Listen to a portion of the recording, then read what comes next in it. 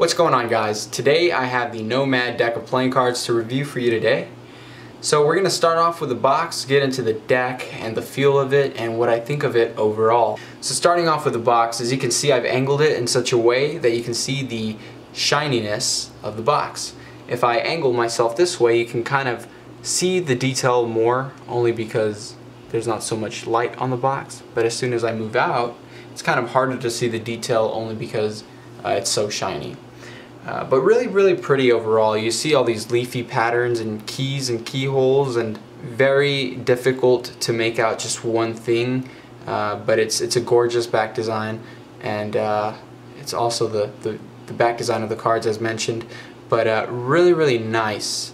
And I'll talk about this more in just a second, but I really do think the box outdoes the whole deck of cards. You actually think you're going to get a back design that's a lot more pretty than what you actually get. Moving on to the back of the box, it looks a little weird. Looks like it should be the front and that should be the back, but it actually opens up this way, so thus making it the back of the box. It says made in the United States by Theory 11, NoMad. Then it says established in New York, luxury playing cards. And you get the little NoMad logo right there. Really nice luxury look to it, and another luxurious feature that I really like is a seal, something really different and unique. As you can see, there's the top of the tuck case and it says made nice, and you can see that. And then the seal wraps around the top and goes down to the back of the box, and it looks really nice and it looks old and vintage. That's what I really like about it. And they made it to where you can see the detail at the bottom. It looks like it was ripped, so that's pretty cool. It's not just flat.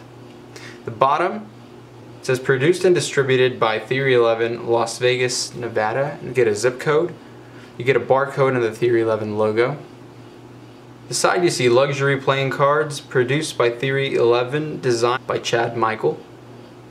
Again, everything that has to do with the design wraps around the whole box and it looks really beautiful. Then the other side, you do see luxury playing cards crafted in the United States for the NoMad Hotel, New York City.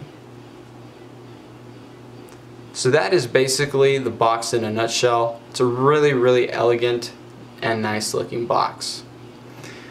So cracking open the tuck case, you also get some artwork on the tab itself.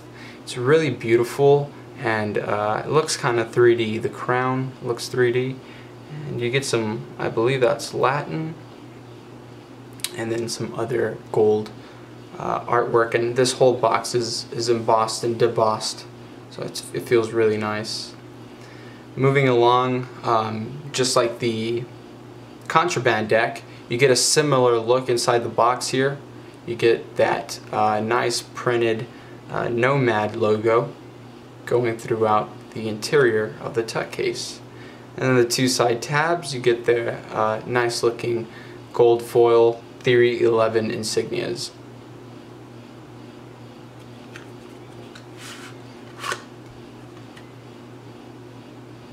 So with the deck, you get two ad cards, and both these ad cards are advertising the NoMad Hotel and this show called The Magician there, starring Dan White. Okay, and there's the other ad card, and then you see NoMad in this triangle. So here's the actual deck of playing cards. It's got a really nice design overall, and I'll get into that in just a second. One of the design elements is the back design, obviously. Now, the back design is exactly the same as the box back design, except the only differences are that the coloration is a lot different. Now, earlier I mentioned I wanted to touch on this subject, and that is just, it looks a little bland and boring to me. It looks really nice if you look at it, all the detail, but I really don't like how they didn't use any golds. Not a lot of back designs from Theory 11 use gold, and all their boxes use all that gold foil, so I would really like to see that incorporated into the back design, and that would just blow this deck out of the water. Now, it looks really elegant, and it's something that I'd like to perform with, but that's not the point here. The point here is I would have liked to have seen gold incorporated into the deck and make it look appealing, I guess. So another design element that they added is that not one card is the same as the other. And what I mean by that is each card has a different coloration than the other. Okay, so to make myself a little more clear, I will kind of show you some of the cards, and hopefully the camera can pick up the different coloration in the white of the card. It's a little difficult to see, I'm pretty sure. But while I'm doing this, you can kind of see the design of the cards. There's one of the jokers. It's kind of like a Pinocchio kind of thing. Okay, and your spot cards are pretty jumbo. Alright, so not one card is the same. This card is almost all completely white, while this card here has a lot of stains over here, so it looks really cool. So now that you've seen the unique design, I want to go ahead and show you some of the faces here. There's one joker. Let me go ahead and pull out the other, and the ace of spades. The ace, the other joker. So as you can see, the ace of spades is really elegant, and all the other aces are the same as the whole deck. There's nothing special about any other ace except for the spade. Looks really nice and vintage, and I like that. And again, two jokers are identical. I don't think there's any reveals on them. So that is the design of the deck. Moving on to the finish, the stock, and the feel. So the finish on this deck is not so slippery. It's actually a good feel. Your fans come out pretty nice looking. Those thin borders do point out some of the flaws in your fans, but overall, if you can get past that, your fans look pretty good. I like those thin borders. All these decks are now coming out with these thin borders, and they're getting thinner and thinner, so it's kind of cool. I like it because you get a glimpse of the back design, but you can also flip over a card in the middle for like the biddle card trick, and more, you can still hide that in the center.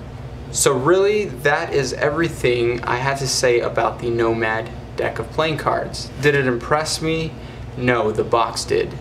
Okay, and I don't mean that in a bad way, Theory 11. If you're listening, I mean that in a way of I've seen better, but I really enjoyed the box, so that's going to be a really nice piece to display in my collection.